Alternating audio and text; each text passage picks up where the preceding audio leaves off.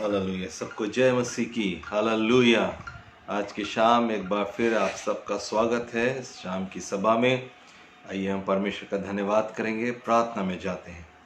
प्रभु यीशु के नाम से पिता परमेश्वर आपका धन्यवाद, स्तुति, बड़ाई और प्रशंसा करते हैं।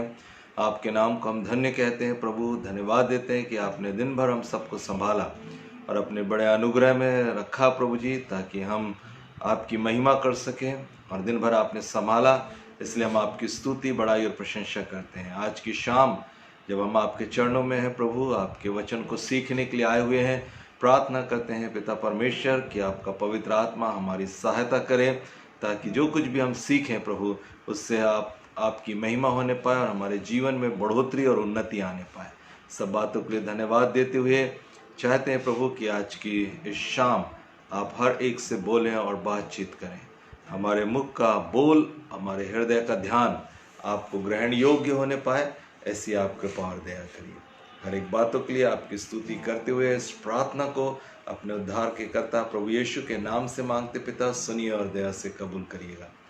आमीन आमीन। हालेलुया। आइए हम परमेश्वर की स्तुति के लिए एक आराधना का गीत गाएंगे। Thank you Jesus, thank you Jesus, thank you.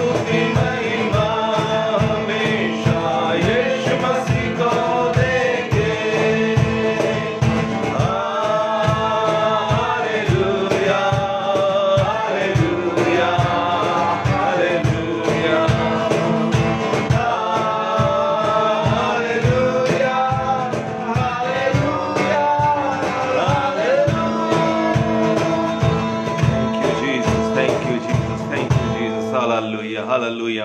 परमेश्वर का धन्यवाद। आज की शाम एक बार फिर आप सबका स्वागत है सभा में, और हम सीख रहे हैं कि परमेश्वर की सामर्थ्य जो है वो हमको मिलती है ताकि हम परमेश्वर के कार्य को कर सके। और परमेश्वर हमारे जीवन के हर एक क्षेत्र में अपनी सामर्थ्य को देता है, ना केवल वो अपनी सेवकाई के लिए, ना केवल वो उन चिन्ह और चमत्कार और आश्चर्य कर्मों को करने के लिए, वरन वो हमारे जीवन की हर एक परिस्थितियों में विजयी जीवन जीने के लिए भी परमेश्वर हमें सामर्थ्य देते हैं। सो आज हम देखेंगे दूसरा कुरिन्थियों की पत्री उसका 12वां अध्याय और उसकी 9 और 10 पद। दूसरा कुरिन्थियों की पुस्तक उसका 12वां अध्याय 9 और 10 पद। यहाँ पर इस रीति से पौलुस कह रहे हैं, यहाँ पर लिखा है, अगर आपके पास बाइबल है तो आप निकाल सकते हैं। दूसरा कुरिन्थियों 12 अध्याय 9 और 10 पद। यहाँ लिखा है, पर उसने मुझसे कहा, मेरा अनुग्रह तेरे लिए बहुत है, क्योंकि मेरी सामर्थ निर्बलता में सिद्ध होती है। इसलिए मैं बड़े आनंद से अपनी निर्बलताओं पर घमंड करूंगा कि मसीह की सामर्थ मुझ पर छाया करती रहे। इस कारण मैं मसीह के लिए निर्बलताओं में, निंदाओं में, दरिद्रता में और उपद्रव में और संकटों में प्रसन्न हूं, क्योंकि जब मैं निर्बल होता हूं तभी बलवंत होता हूं। प्रियो, ये पौलुस का एक ऐसा गहरा अनुभव है। अगर इसके ऊपर आप पद को पढ़ेंगे तो वो कहता है, मैं किसी से कम भी नहीं हूं और मैं सब कुछ कर सकता हूं, और परमेश्वर ने मुझे एक कांटा चुभा के रखा हुआ है, और तमाम बातों को वो वहां पर लिखता है। लेकिन आगे आकर जब 9वीं पद में आता है तब वो कहता है कि मेरी निर्बलता जो है उसमें सामर्थ्य सिद्ध होती है परमेश्वर की। जब मैं निर्बल हो जाता हूं तब परमेश्वर की सामर्थ्य होती है। इसका क्या मतलब है? इसका मतलब शरीर की निर्बलता से नहीं है, और ना ही इसका मतलब आत्मा की निर्बलता से है, परंतु इस निर्बलता का मतलब है परमेश्वर पर डिपेंड होना, पूरी तरह से परमेश्वर पर आधारित हो जाना, अपने आप को परमेश्वर के प्रति, परमेश्वर के सन्मुख में उसके हाथ में सौंप देना, डिपेंड हो जाना कि परमेश्वर अब तू ही कर सकता है, मैं नहीं कर सकता हूँ, मुझ में वो बल नहीं है, परंतु आप मुझे सामर्थ्य देंगे तब मैं आपके लिए सब कुछ कर सकता हूँ। तो यहाँ पर जब हम देखते हैं पौलुस इस बात को कह रहा है, वो अपने शरीर पर भी घमंड कर सकता है। उसने कहा, मैं शास्त्रियों का शास्त्री भी हूँ, मैं फरीसियों का फरीसी भी हूँ, शरीर के रीति में कहो तो मैं खतना किया हुआ एक व्यक्ति हूँ, धार्मिकता के विषय में, शास्त्रों के विषय में कहो तो मैं सब में बलवान हूँ। लेकिन यहाँ पर वो कहता है, जब मैं परमेश्वर के सन्मुख में हूँ तो परमेश्वर मुझसे कहता है कि मेरा अनुग्रह तेरे लिए काफ़ी है और तेरी निर्बलता में मेरी सामर्थ्य सिद्ध होती है। इसका मतलब है कि जब एक व्यक्ति परमेश्वर के ऊपर में पूरी रीति से डिपेंड करता है, पूरी तरह से आधारित हो जाता है और कहता है कि परमेश्वर बस आप ही हैं जो हमारे लिए सब कुछ कर सकते हैं, और वो बात परमेश्वर को अच्छी लगती है जब लोग परमेश्वर पर पूर्ण भरोसा करने लग जाते हैं, जब परमेश्वर पर आधारित हो जाते हैं और कहते हैं, परमेश्वर आपके बिना मैं कुछ भी नहीं कर सकता हूँ। और तब हम देखते हैं कि ऐसे लोगों को जो परमेश्वर पर आश्रित हो जाते हैं वो विजयी जीवन को प्राप्त करते हैं, परमेश्वर की ओर से उनको विजय मिलती है।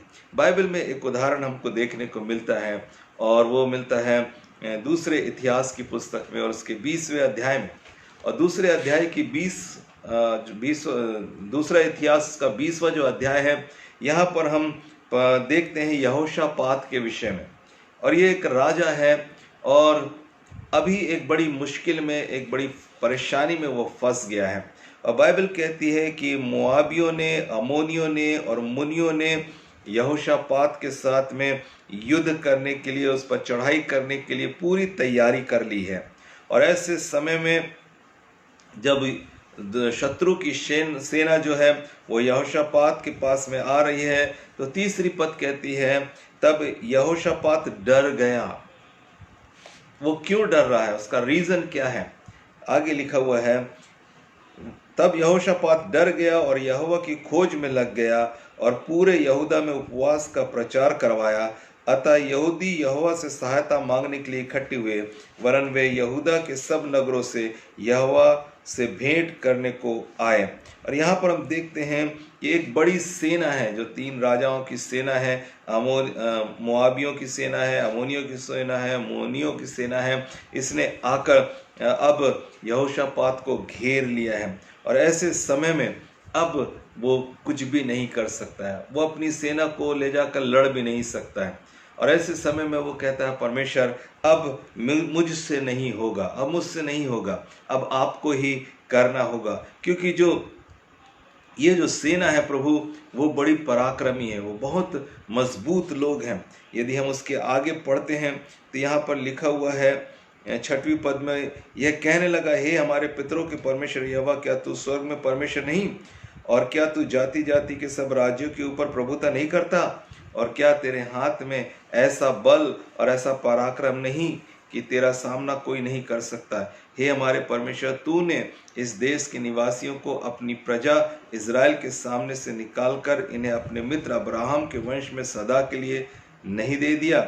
वे इससे बस गए और इसमें तेरे नाम का एक पवित्र स्थान बनाकर कहा, यहाँ पर वो रहने लगे हैं। और अब एक मुश्किल ये आ गई है कि मोआबियों ने, अमोनियों ने और मुनियों ने, मतलब दुश्मन की सेना ने अब आक्रमण कर दिया है और अब हम कुछ भी नहीं कर सकते, अब हम लड़ नहीं सकते, हमारे पास इतनी ताकत नहीं है, अब हम बिल्कुल निर्बल हैं, पूरी तरह से आप पर आश्रित हैं। तब 12 पद में यहाँ देखते हैं, हम लिखता है, हे हमारे परमेश्वर, क्या तू उनका न्याय न करेगा? यह तो बड़ी भीड़ हम पर चढ़ाई कर रही है, उनके सामने हमारा तो बस नहीं चलता और हमें कुछ सूझता नहीं कि क्या करना चाहिए, परंतु हमारी आंखें तेरी ओर लगी है। ये बात जो है वो बहुत ही सामर्थी बात है। अब यहाँ पर वो ये बात को कह रहे हैं कि परमेश्वर अब आप ही संभालेंगे।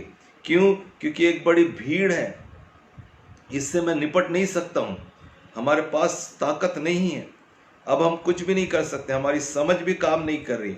हमको यहाँ लिखा कुछ समझ भी नहीं आ रहा है, ना कुछ सूझ रहा है, हमको क्या करना चाहिए हमको समझ में नहीं आ रहा। तब वो परमेश्वर पर आश्रित हो गए, वो परमेश्वर पर डिपेंड हो गए और परमेश्वर से वो प्रार्थना करने लगे, वो उपवास करने लगे और डिपेंड हो गए परमेश्वर पर। तब बाइबल बताती है परमेश्वर का वचन जो है वो यहोशापात के पास में पहुंचा। लिखा है 15 पद में, नबी को भेजकर परमेश्वर ने ये संदेश दिया। 15 पद में पढ़ रहा हूँ। तब वह कहने लगा, हे सब यहूदियों, हे यरूशलेम के रहने वालों, हे राजा यहोशापात, तुम सब ध्यान दो, यहोवा तुमसे यों कहता है, तुम इस बड़ी भीड़ से मत डरो और तुम्हारा मन कच्चा न हो, क्योंकि युद्ध तुम्हारा नहीं परमेश्वर का है। कल उनका सामना करने को जाना, देखो वे सीन की चढ़ाई पर चढ़े आते हैं और यरूएल नाम जंगल के सामने नाले के सिरे पर तुम्हें मिलेंगे। इस लड़ाई में तुम्हें लड़ना ना होगा। हे यहूदा और हे यरूशलेम, ठहरे रहना और खड़े रहकर यहोवा की ओर से अपना बचाव देखना, मत डरो और तुम्हारा मन कच्चा न हो। कल उनका सामना करने को चलना और यहोवा तुम्हारे साथ रहेगा।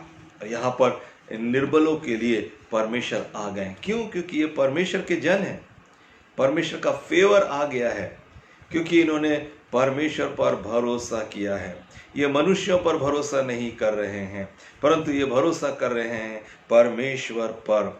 और बाइबल बताती है हमको कि इस युद्ध में परमेश्वर ने साफ रीति से कह दिया कि अब तुमको लड़ना नहीं पड़ेगा, परंतु अब लड़ाई मेरी होगी और मैं अब लड़ूंगा तुम्हारे लिए और तुमको विजय मिलेगी। जब परमेश्वर हमारी ओर से लड़ने लग जाते हैं तब हम जय को प्राप्त करते हैं मेरे प्रियो। और इस बात को हमको समझने की आवश्यकता है। और आगे आप उस अध्याय को जब पढ़ेंगे तो आप देखेंगे कि यहोशापात जीत गया और परमेश्वर ने उस सेना को जो उनके विरोध में थी, जो उन पर चढ़ाई कर रही थी, उसको हरा दिया। कैसे हराया ये आप उसको पढ़िएगा, मैं उसको बता नहीं रहा हूँ आपको, इसलिए नहीं बता रहा हूँ क्योंकि आपको उसको पढ़ना है। ये दूसरे इतिहास की 20वें अध्याय को आप जब पढ़ेंगे तो आपको मालूम होगा कि कैसे परमेश्वर ने उसको विजय दिया है।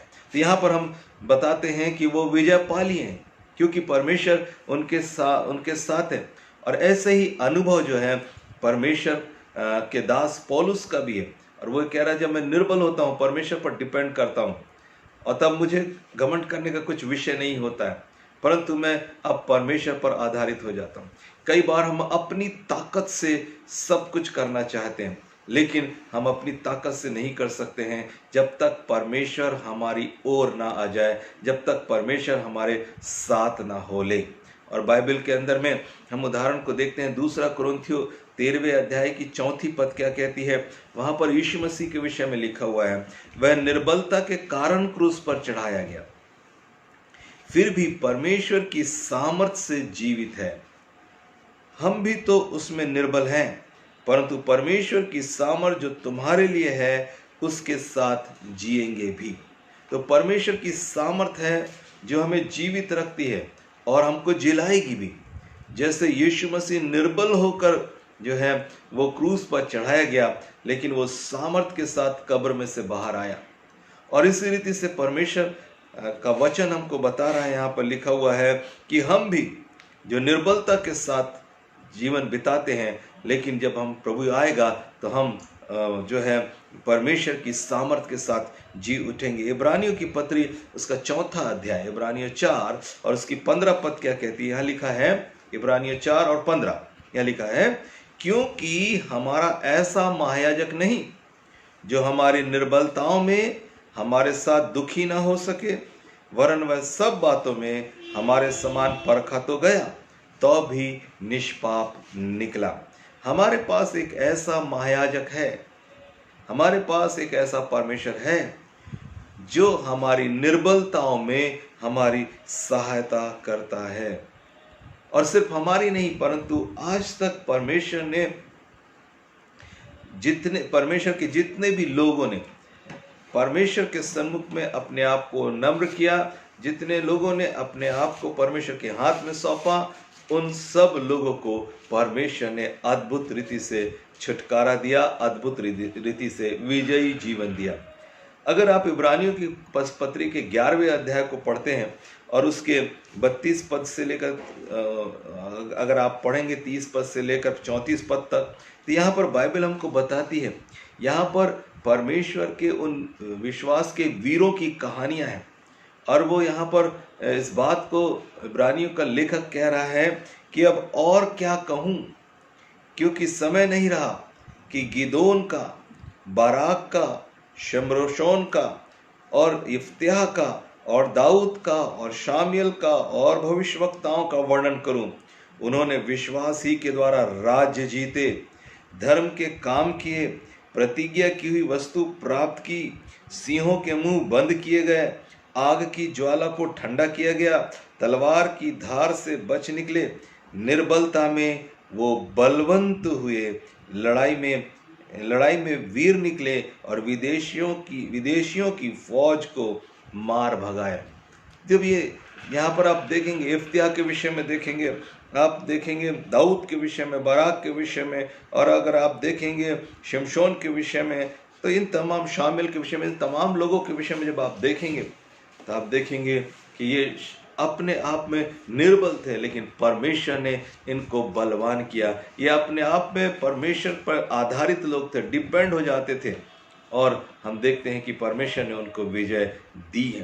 तो यहाँ पर पौलुस इस अनुभव को लिख रहा है कि जब मैं निर्बल होता हूँ, तब परमेश्वर की सामर्थ मुझ में प्रकट होती है या मुझ में कार्य करती है। और इसलिए परमेश्वर का वचन कहता है, अगर आप अय्यूब की पुस्तक को पढ़ेंगे, अय्यूब 4 अध्याय और 3 पद, तो यहाँ पर लिखा है अय्यूब 4:3 में, सुन, तूने बहुतों को शिक्षा दी और निर्बल लोगों को बलवान किया है। परमेश्वर है जो निर्बलों को बलवान करता है।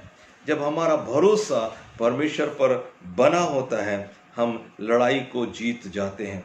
हम अय्यूब के 26वें अध्याय को देखेंगे, 26वें अध्याय की 2 पद को जब हम देखेंगे तो यहाँ लिखा है, निर्बल जन की तू क्या ही बड़ी सहायता की है, तूने क्या ही बड़ी सहायता की है, और जिनकी बाहों में सामर्थ नहीं, उसको तूने कैसे संभाला है। परमेश्वर निर्बलों को संभालता है। और इसलिए हम जब परमेश्वर के ऊपर में डिपेंड करने लग जाते हैं, जैसे एक उदाहरण हम देखते हैं, यीशु मसीह जब नाव में अपने चेलों के साथ जा रहे थे और यीशु मसीह नाव के पीछे जो है वहाँ पर सोए हुए थे। ऐसा लिखा है वहाँ पर कि यीशु सो रहा था, लेकिन मैं सोचता हूँ सो तो नहीं रहा होगा, क्योंकि प्रभु यीशु मसीह जो है अपने चेलों के विषय में सब कुछ जानते हैं। और लेकिन बाइबल कहती है कि वो पीछे सो रहा था और तब तूफान आ गया, बाढ़ आ गई और हवाएं चलने लगी और वहाँ पर जो झील है उसका माहौल बिगड़ गया और पूरी रीति से एक डरावना माहौल आ गया वहाँ पर, क्योंकि जो तूफान था, जो हवाएं थी वो तेज चलने लगी और जो पानी है वो नाव में आने लगा। उसके पहले हम देखते हैं कि चेलों ने बहुत हद तक कोशिश करी कि उस नाव को बचाया जा सके, उस नाव को किसी भी रीति से पार लगाया जा सके। लेकिन बाइबल बताती है जब उन्होंने देखा कि अब हमसे संभल रहा नहीं है, यीशु मसीह के सारे चेले जो थे वो सब मजबूत लोग थे और इसके साथ साथ उसमें कुछ ऐसे भी चेले थे जो मछुआरे थे, जो पानी के साथ रोज जिनका संबंध होता था, जो झील में और समुद्र में हमेशा मछली पकड़ने जाते थे। कई बार तूफान आया होगा इनकी ज़िंदगी में, कई बार ऐसे परेशानी इनके जीवन में आई होगी, उन्होंने लड़ा होगा, लेकिन आज वो पूरी ताकत के साथ लड़ने के बाद भी अब उनको समझ में आ गया कि अब कुछ नहीं हो सकता है और इसलिए अब वो यीशु के पास जा रहे हैं और यीशु से कह रहे हैं, स्वामी उठ, क्योंकि अब हम मरने वाले हैं, अब हमारी नाव जो है वो डूबने वाली है।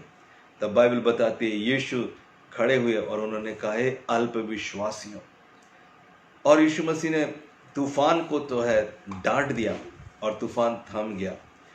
जब तक वे अपनी ताकत से कुछ करना चाहते थे उन्होंने किया, मेहनत जो करना था उन्होंने किया, लेकिन उसके बाद भी वो सफलता को प्राप्त नहीं कर पा रहे थे। तब जब वो यीशु पर डिपेंड हुए, जब यीशु के पास में वो आए, तब देखते हैं यीशु खड़े हुए और उन्होंने आंधी और तूफान को थाम दिया। मेरे प्रियो, इन दिनों में हमको परमेश्वर पर डिपेंड होना है कि परमेश्वर ही है जो हमारे लिए सब कुछ करेंगे। हम जो कुछ कर सकते हैं वो हमें करने की आवश्यकता है, लेकिन जहाँ पर हमसे कुछ हो नहीं पाता है वहाँ पर हमको परमेश्वर के हाथ में अपने आप को सौंपना है।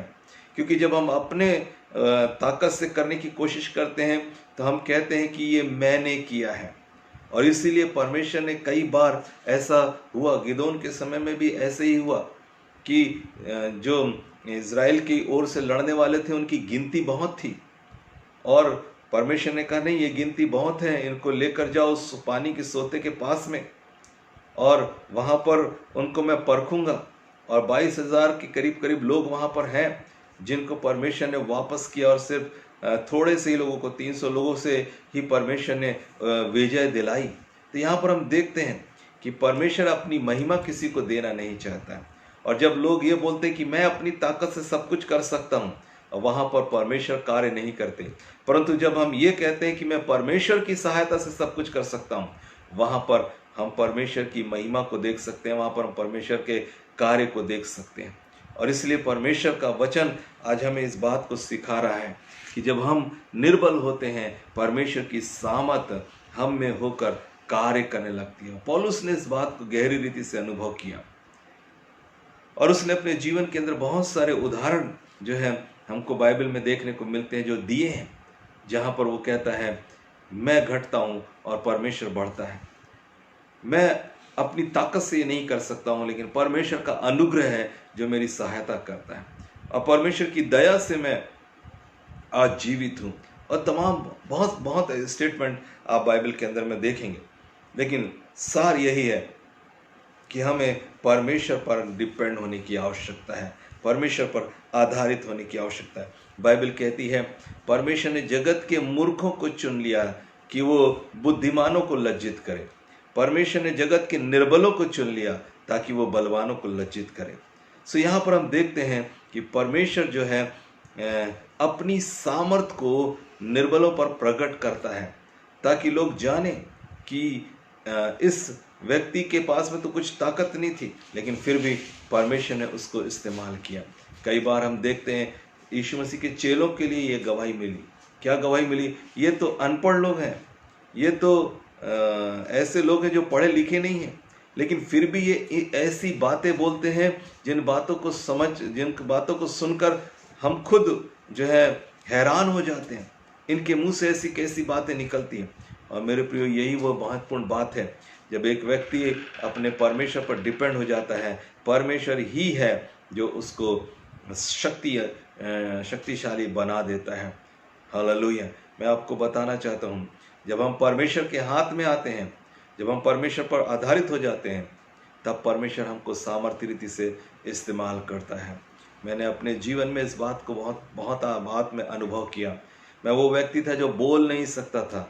मैं वो व्यक्ति था जो चर्च में पीछे वाली बेंच में जाकर बैठ जाया करता था। कोई मुझसे प्रार्थना कराए तो मैं भागता था। पादरी साहब अगर बोलें कि तुम आके सामने बैठो तो मुझे डर लगता था। मैं वो व्यक्ति था जो डरपोक टाइप का व्यक्ति था चर्च में। ऐसे संसार में तो एक अलग जीवन था, लेकिन जब कलीसिया में जाते थे, परमेश्वर के सामने जाते थे, परमेश्वर के भवन में जाते थे, तो डर से भरा होता था। लेकिन परमेश्वर का धन्यवाद हो, मुझे बहुत बुद्धि नहीं, बहुत ज्ञान नहीं है, लेकिन परमेश्वर ने जो दिया है वही है जिसके कारण से आज मैं आपके सामने हूँ। अगर मैं अपने दिमाग पर या अपने ज्ञान पर घमंड करके यहाँ बैठूं तो मैं कुछ भी नहीं कर सकता हूँ। और इसलिए मैंने ये सीखा है कि हर दिन प्रतिदिन अपने आप को प्रभु के हाथ में देना है, क्योंकि हम निर्बल ही हैं और हमारी निर्बलता में ही परमेश्वर हमें बलवान बनाता है। सो मेरे ये व्यक्तिगत अनुभव है प्रियो, जब हम निर्बल होते हैं, प्रभु के पास में होते हैं, प्रभु हमें इस्तेमाल करता है।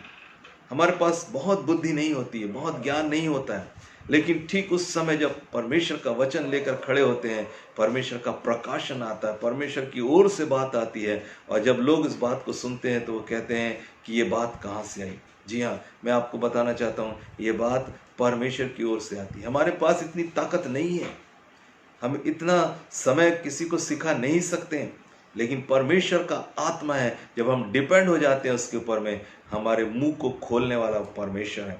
बाइबल कहती है जब तू अपना मुंह खोलेगा, मुंह पसारेगा, तो मैं उसको भर दूंगा। जब हम डिपेंड हो जाते हैं परमेश्वर पर, परमेश्वर हमारी सहायता करता था। हमारी सेवकाई के अंदर में कई बार हमारे पास कुछ भी नहीं होता था कि हम उसको खा सकें। हमारे पास इतना पैसा भी नहीं होता था कि हम कुछ खरीद के अपने घर में ला सकें, और बड़े कठिन समय थे, लेकिन हम डिपेंड करते थे परमेश्वर पर, और परमेश्वर अद्भुत रीति से हमारे लिए इंतजाम करता था। जब हमारे पास कुछ नहीं होता था, तब परमेश्वर की सामर्थ वहां पर प्रकट होती थी, और अद्भुत सामर्थ को हमने अपने परिवार में, अपने जीवन में, अपनी सेवकाई के अंदर में देखा है प्रियो। और इसलिए मैं आपको बिल्कुल ईमानदारी से बताना चाहता हूं कि अगर आप परमेश्वर के हाथों में हैं, परमेश्वर के हाथों में आप पड़ गए हैं, तो परमेश्वर आपको शिरोमणि बनाएगा। पौलुस को ये बात अच्छे से मालूम है। वो बहुत पढ़ा लिखा है, बहुत जानकार है, वो व्यवस्था को जानता है, शास्त्रियों का शास्त्री है, फरीसियों का फरीसी है, शरीर में भी हष्ट पुष्ट है। ऐसी बात नहीं है कि उसके पास शरीर में ताकत नहीं है। वो एक सैनिक के समान एक व्यक्ति है, जो मसीहों को सताने के लिए घोड़े के ऊपर में बैठकर उनको बंदीगृह में बांध लेकर जाने के लिए आने वाला था। ये कोई हल्का फुल्का व्यक्ति नहीं था, वो पावरफुल मैन था। लेकिन उसके बाद भी कहता है कि मैं अपनी निर्बलताओं पर घमंड करता हूँ, क्योंकि मेरी निर्बलता में मेरे परमेश्वर की सामर्थ सिद्ध होती है। मेरे प्रियो, हमारा जो भरोसा है वो हमको अपने परमेश्वर पर रखने की आवश्यकता है। परमेश्वर इस वचन के द्वारा हमको आशीष दे, प्रोत्साहित करे। आप ये ना सोचें कि आप निर्बल हैं। बाइबल कहती है वो निर्बलों को बल देने वाला परमेश्वर। आप प्रभु में बढ़ें। अगर आपका विश्वास कमजोर है, प्रार्थना करें, परमेश्वर आपके विश्वास को बढ़ाएगा। यदि आप शारीरिक रीति से दुर्बल हैं, आप प्रार्थना करें, परमेश्वर आपको शारीरिक बल देंगे। यदि आप आत्मिक रीति से कमजोर है, परमेश्वर से प्रार्थना करें, वो आपको आत्मिक रीति से बल देंगे। आप ये मत सोचें कि आप बहुत ज्यादा पढ़े लिखे नहीं हैं, इसलिए आप किसी को कुछ बता नहीं सकते। लेकिन जब आप मुंह खोलेंगे, आपके मुंह से ऐसी बातें निकलेंगी कि आप उन बातों को लोग जब सुनते हैं तो वो कहते हैं कि अच्छे अच्छे लोग ऐसी बातें नहीं बोल सकते। ये परमेश्वर है जो एक साधारण व्यक्ति को असाधारण व्यक्ति में बदलने की सामर्थ रखता है। और इसलिए मेरे प्रियो, हमारा भरोसा हमारे परमेश्वर पर होना चाहिए। परमेश्वर हमें आशीष दे। प्रार्थना करते हैं। स्वर्गीय पिता, प्रभु यीशु के पवित्र नाम में एक बार फिर आपके चरणों में आते हैं। नया बल देकर कलीसिया को सामर्थी बनाया प्रभु जी। इन दिनों में आत्मा में, शरीर में और प्राण में बलवंत बना दें प्रभु जी, और आपकी सामर्थ हर एक की दुर्बलता में, निर्बलता में सिद्ध होने पाए, ताकि हर एक व्यक्ति आप पर घमंड कर सके प्रभु जी। अपनी ओ पिता परमेश्वर निर्बलताओं को आपके सन्मुख में रखे, आप पर डिपेंड हो प्रभु जी, ताकि आप उन्हें इस्तेमाल करें। और आने वाले दिनों में जब आप अपने लोगों को इस्तेमाल करेंगे तो इसी रीति से इस्तेमाल करने जा रहे हैं। इसके लिए हम आपका धन्यवाद करते हैं। हम प्रार्थना करते हैं प्रभु, कलीसिया के हर एक परिवार के लिए प्रभु जी, जो बीमार हैं या लाचार हैं, दुखी हैं, किसी प्रकार की समस्या में है, प्लीज लॉर्ड आज की शाम आप उनको छू लें और चंगा कर दें प्रभु। यदि किसी के घर में कोई खुशी है, आपसे प्रार्थना करते हैं उनकी खुशी को आशीषित करिए। यदि कोई दुख में है तो उनके दुख को दूर कर दीजिए। यदि किन्हीं कोई आवश्यकता में है तो उनकी आवश्यकता यीशु मसीह के नाम से पूरी हो जाए। प्रार्थना करते हैं प्रभु, आपकी दया हर एक के जीवन में बहुत आयत से होने पाए। आदर, महिमा और सम्मान आपको देते हैं, यीशु मसीह के नाम से मांगते हैं, आमीन आमीन। आइए हम प्रभु की प्रार्थना को बोलते हैं। हे हमारे पिता, आप जो स्वर्ग में हैं, आपका नाम पवित्र माना जाए, आपका राज जाए, आपकी इच्छा जैसे स्वर्ग में पूरी होती है वैसे इस पृथ्वी पर भी पूरी हो। हमारे दिन भर की रोटी आज हमें दे, और जैसे हमने अपने अपराधियों को क्षमा किया वैसे हमारे अपराधों को क्षमा करें। हमें परीक्षा में न लाए, परंतु बुराई से बचाए, क्योंकि राज्य, पराक्रम और महिमा सदा आपके हैं, आमीन। अब हमारे पिता परमेश्वर का प्यार, प्रभु यीशु मसीह का अनुग्रह, पवित्र आत्मा की संगति और सहभागिता हम इससे प्रत्येक विश्वासियों के साथ हमेशा हमेशा तक होती रहे, आमीन आमीन आमीन। परमेश्वर आपको आशीष दे। प्रियो, एक सूचना मैं आपको देना चाहता हूँ। रविवार की शाम, मतलब परसों के दिन, इतवार की शाम को 8:30 बजे हमारे बीच में आमंत्रित हमने किया है जूम पर, जूम ऐप के ऊपर में परमेश्वर के दास जो प्रॉफिट हैं, भविष्यवक्ता जॉनसन मैथ्यू को, और उनके ट्रांसलेशन करने के लिए पास्टर लेनिन को, जो भिलाई से हमारे बीच में हैं, वो हमारे साथ होंगे। इसलिए मैं आपसे आग्रह कर रहा हूँ कि आप सब जूम ऐप को डाउनलोड अगर कर सकते हैं तो बहुत अच्छी बात है। अगर आप जूम ऐप को डाउनलोड कर लेंगे तो आप परमेश्वर के दास के द्वारा एक अच्छे मैसेज को, एक सामर्थी मैसेज को सुन सकेंगे, जो प्रॉफिटिकल मैसेज होगा आपके लिए, और वो कलीसिया के लिए प्रार्थना भी करेंगे। और इसलिए मैं चाहता हूं कि अगर आप जूम ऐप को अपने मोबाइल्स पर, जिनके पास एंड्रॉयड है, वो मोबाइल्स पर आप उनको डाउनलोड करें। मैंने ऑलरेडी जगत की ज्योति व्हाट्सएप ग्रुप के ऊपर में उसको लिंक भेज दिया है, और वो लिंक को आप इस्तेमाल कर सकते हैं। और कल दोपहर में मैं चाह रहा हूं कि 12 बजे से लेकर 1 बजे तक, दोपहर में 12 बजे से 1 बजे तक हम जूम में आए और हम प्रार्थना करेंगे, ताकि परमेश्वर हमारे देश को ज्यों का त्यों कर दे। तो प्रार्थना के लिए हम 1 घंटे के लिए जूम ऐप पर आएंगे। तो जितने भी लोग हैं, अगर आप जूम ऐप को डाउनलोड करते हैं, मैंने लिंक भेजा हुआ है, अगर आपके पास लिंक नहीं पहुंचा है तो आप मुझे कॉल भी कर सकते हैं। अपना नंबर दीजिएगा, मैं आपको उसका लिंक दे दूंगा और आप उस लिंक में शामिल हो सकेंगे। संडे की शाम जो है हम इस विशेष सभा को करने जा रहे हैं, और प्रभु के दास पास्टर जॉनसन मैथ्यू हमारी कलीसिया के लिए बड़ी आशीष का कारण रहे हैं हमेशा से, और इसलिए मैं चाहता हूं कि वो भी हमारे बीच में संदेश को दें। तो जूम ऐप के तहत वो हमसे बातचीत करेंगे, परमेश्वर के वचन को देंगे। और इसलिए अगर आप जूम ऐप डाउनलोड करते हैं, उसकी सारी जानकारी आपको व्हाट्सएप में मिल जाएगी। यदि आपको कोई तकलीफ़ है, नहीं कर पा रहे हैं, तो आप मुझसे कांटेक्ट करिएगा, मैं आपको गाइड कर दूंगा कि कैसे उसको आपको इस्तेमाल करना है। और एक अच्छा समय होगा जब हम परमेश्वर के दासों के द्वारा अद्भुत बातों को और भी सीख सकेंगे। सो प्रभु हमें आशीष दे। व्हाट्सएप ग्रुप को आप ज़रूर चेक करिएगा। अगर कोई प्रॉब्लम है, फ़ोन करिए, हम आपकी सहायता करेंगे। परमेश्वर आपको आशीष दे। सबको जय मसीह की।